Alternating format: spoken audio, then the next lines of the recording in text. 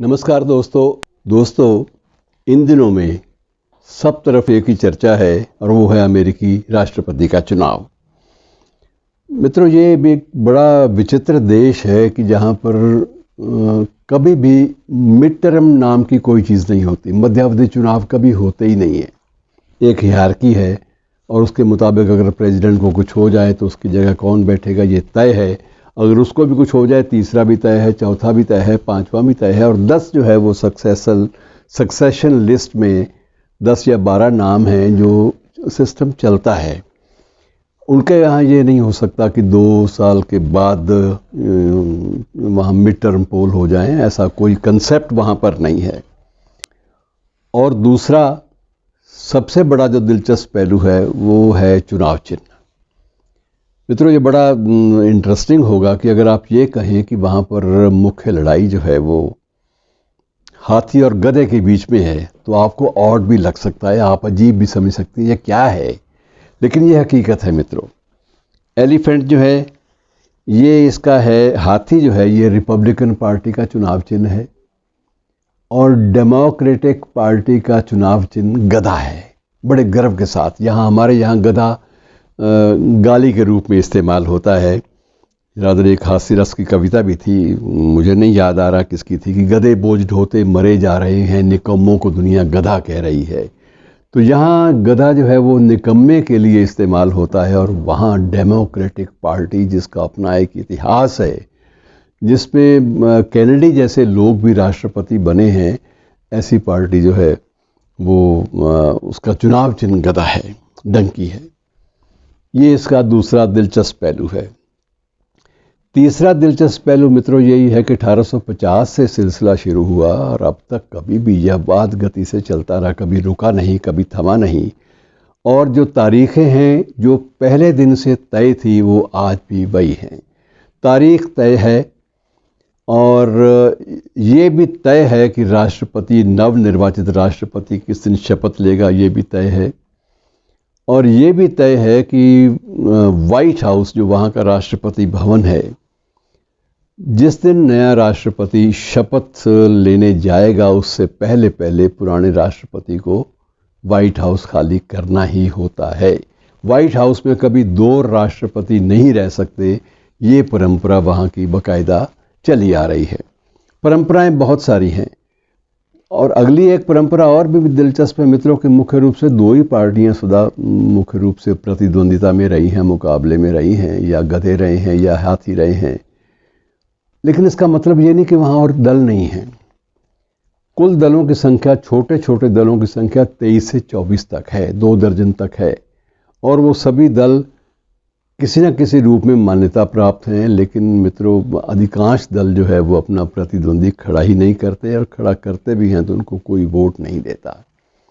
Vote के मामले में अमेरिकन जो हैं वो हमसे ज़्यादा थोड़े से राष्ट्रवादी हैं। वो समझते हैं कि देश की जहां प्रतिष्ठा का सवाल हो वहां हमें गंभीरता से आचरण करना है।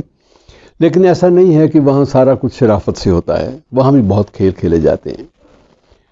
कैनेडी साहब के इलेक्शन के वक्त मुझे याद है कि वहाँ पर जो ओपोनेंट्स थे उन्होंने कैनेडी की एक सभा को असफल करने के लिए 2 महानगरों के बीच बना हुआ एक पुल विस्फोटक पदार्थों से उड़ा ही दिया था ताकि एक तरफ के लोग उस तरफ ना जा सकें। तो ये ऐसी चीज़ें वहाँ भी होती हैं, षड्यंत्र वहाँ भी होते हैं और चुनावी धनराशियाँ जो हैं, अनाप शनाप खर्च वहाँ भी होते हैं। एक राष्ट्रपति जो है उसको छूट होती है कि वो राष्ट्रपति पद का जो प्रत्याशी है वो चंदा भी इकट्ठा करे अपने चुनाव के लिए। और ऐसा नहीं कि वो दरवाजे पर जाकर मांगता है, लोग स्वयं एव जो उसके समर्थक हैं, जो अच्छी पूंजी को निवेश करना जानते हैं, वो ऑन रिकॉर्ड अपने अपने पक्ष में अपने अपने उम्मीदवार के नाम पर पैसे खुद ही डोनेट करते हैं। इसे बाकायदा दान कहा जाता है। और डोनेशन के मामले में इस बार बेशक ट्रंप साहब दावा बहुत करते रहे कि वो इस बार, अब की बार फिर ट्रंप सरकार, ये उनका नारा आखिर में ये भी बना हमारी तर्ज पे। लेकिन इसके बावजूद ट्रंप साहब बड़े इस मामले में कमज़ोर रह गए कि जब पैसे एकत्र करने की बात आई तो इनका जो रिकॉर्ड था बाइडेन का ज़्यादा था, 200 अरब डॉलर से भी ज़्यादा उनकी कलेक्शन थी, जबकि इनकी ट्रम्प साहब की जो कलेक्शन थी वो चुनाव खर्च के लिए वो एक जो शतक है उसको पूरा नहीं कर पाई, वो नीचे रही लगभग 68 और उसके बाद कुछ और बढ़ोतरी हुई, लेकिन इससे ज़्यादा वो नहीं जा पाए, जबकि बाइडेन के पक्ष में ज़्यादा जो चुनावी चंदा है वो इकट्ठा हुआ। और ये स्वयमेव होता है, इसमें कोई भी कलेक्शन किसी लोभ लालच के बल पर नहीं दी जाती, अपनी पसंद और अपनी नापसंद के बल पर दी जाती है। बाकी मित्रों, ये कहना कि वहाँ कोई कोटरीज नहीं होती, वहाँ भी सब कुछ होता है। वहाँ भी इलेक्शन से पहले जो इलेक्टोरल जो कैंडिडेट हैं, जो गंभीर प्रत्याशी हैं, उनकी टीम लगभग तय होती है। उपराष्ट्रपति का पद ऑलरेडी तय होता है, उसके लिए तो मतदान भी बाकायदा वो अपना साथी जो है वो चुन लेते हैं राष्ट्रपति पद के उम्मीदवार कि मेरा उपराष्ट्रपति ये होगा, और उसके मुताबिक सारी चीज़ें चलती हैं। अब पहली बार है कि भारतीय मूल की एक महिला जो है कमला हैरिस, वो उपराष्ट्रपति पद के लिए अपने बाइडेन साहब की सहयात्री हैं, और ये सिलसिला काफ़ी दिलचस्प है वहाँ का चुनाव। आपको विवरण कोशिश करेंगे अगली एपिसोड में ज़रूर आपको दें, लेकिन फ़िलहाल स्थिति ये है कि बाइडेन साहब जो हैं वो अभी लीड कर रहे हैं, और वो लीड का अंतर निरंतर बढ़ता जा रहा है, और लगता है कि ट्रम्प साहब जो है वो सारा खेल जो है अपने पक्ष में अब बदल नहीं पाएंगे। हालांकि उन्होंने ये कहा है कि मैं पहली बार अदालत में भी जाऊंगा, चुनौती दूंगा, क्योंकि इसमें मतदान में हेरा फेरी हुई है। बिल्कुल वही सिलसिला जो हमारे देश में भी होता है। जो भी हारता है या जो हार रहा होता है, प्राय अपनी हार को गर्व से स्वीकार नहीं करता। वो एक स्पोर्ट्समैन स्पिरिट जो है, वो एक शब्द ज़रूर है, लेकिन उस शब्द के ऊपर चलना जो है ये राजनीतिज्ञों के लिए बड़ा मुश्किल होता है। और ट्रम्प साहब ने भी कह दिया है कि मैं सुप्रीम जो हमारी जो फेडरल सुप्रीम जो कोर्ट है उसमें मैं अपील करूंगा, और ये मांग करूंगा कि इस चुनाव के परिणाम की घोषणा ना की जाए। अब अगर ऐसी स्थिति पर चांस हो जाती है तो मित्रों क्या होगा, ये एक बड़ी दिलचस्प बात है। तो अब जो चौथा नंबर है, चौथे नंबर पे जो व्यक्ति है उसको पद मिलेगा, क्योंकि पहला स्थान जो है वो राष्ट्रपति का है, उसका चुनाव तो रुक गया। उपराष्ट्रपति ऐसे माहौल में पद ग्रहण नहीं कर सकता। उपराष्ट्रपति कौन है ये पता ही नहीं है, वही होगा जो जिसका राष्ट्रपति होगा उसी का उपराष्ट्रपति। कभी ऐसा नहीं हुआ कि राष्ट्रपति डेमोक्रेटिक पार्टी का और उपराष्ट्रपति रिपब्लिकन हो जाए, ऐसा भी वहाँ पर नहीं होता।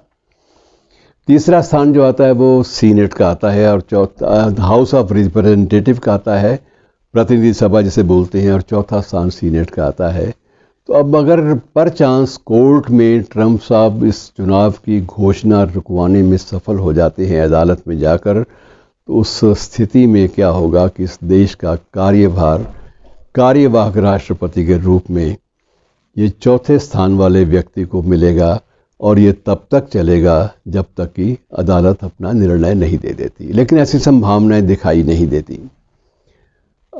एक मैं इस बारे में और आपसे दिलचस्प बात करना चाहूँगा। एक नावल आया था, कभी आपको वक्त मिले ज़रूर पढ़िएगा। इरविंग वेलिस का नावल था, नाम था उसका द मैन। वो सारा प्रेसिडेंशियल चुनाव के ऊपर ही आधारित है, और आप अंदाज़ा लगाइए कि एक फिक्शन, एक उपन्यास इतना सशक्त, जो आज से लगभग 20 साल पहले तो मैंने पढ़ा था, तो नेचुरली उससे पहले छपा होगा, लिखा उससे पहले गया होगा। जो कुछ तब लिखा गया, जो कुछ तब परिकल्पित किया गया, वही आज भी स्थिति वैसे की वैसी है। उस चुनाव में मित्रों क्या होता है कि उसमें छोटा सा कथानक आपको मैं बता देता हूँ कि दिलचस्प कथानक है कि ये दोनों देश, अमेरिका और सोवियत संघ, ये शीत युद्ध के लिए, अर्स्टवाइल सोवियत संघ, भूतपूर्व सोवियत संघ, अब तो सोवियत संघ समाप्त हो चुका है, तो इनमें एक शीत युद्ध समाप्ति के लिए एक बातचीत होती है, उसे शिखर वार्ता कहा जाता है। शिखर सम्मेलन होता है पेरिस में या किसी थर्ड कंट्री में होता है। इत्तफाकन उपन्यासकार ये बताता है कि जब शिखर सम्मेलन हो रहा होता है तो शिखर सम्मेलन में राष्ट्रपति अमेरिका का उपराष्ट्रपति वो भी भाग ले रहा है, और सोवियत संघ का राष्ट्रपति और वहाँ का प्रधानमंत्री भी भाग ले रहा है। परचांस उस पैलेस की, उस पुराने महल की जिसमें ये बातचीत हो रही हुई महल की छत गिर जाती है और वहाँ पर अमेरिका का राष्ट्रपति और उपराष्ट्रपति दोनों ही मारे जाते हैं। सोवियत नेताओं का क्या हुआ, वो भी स्वाभाविक वही होना था जो इनकी नियति थी, लेकिन वहाँ कोई संवैधानिक संकट नहीं होता। यहाँ संवैधानिक संकट पैदा हो गया। वो इसलिए पैदा हो गया कि तीसरे स्थान पर जो हाउस ऑफ रिप्रेजेंटेटिव का जो चेयरपर्सन है वो बुज़ुर्ग हो चुका है और उसने अपनी एक कंपल्सरी रिटायरमेंट ले ली होती है कि मैं राजनीति छोड़ रहा हूँ क्योंकि अब मेरा कोई महत्व रहा भी नहीं और मैं वैसे भी विश्राम करना चाहता हूँ। पद वेकेंट है। सीनेट का जो चेयरपर्सन है वो जो है वो उसकी भी स्थिति डामाडोल है, वो चौथे स्थान पर है, वो भी पद नहीं ले सकता।